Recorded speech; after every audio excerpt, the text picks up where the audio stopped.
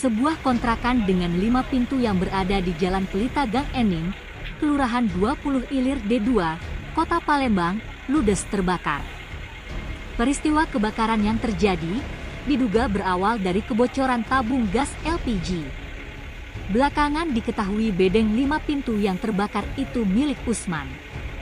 Sontak peristiwa amukan si jago merah membuat geger warga. Bahkan dalam insiden tersebut, 2 penghuni yang merupakan Pasutri Kemis usia 64 tahun dan Ramisah 58 tahun mengalami luka bakar serius dan kini dirawat di RSMH Palembang. Kapolsek Kemuning, AKP M. Firmansyah mengungkapkan, sumber api berasal dari pintu nomor 2 kontrakan yang dihuni oleh korban luka bakar Kemis dan Remisah. Korban diketahui saat kejadian sedang memasak sarapan pagi untuk dijual.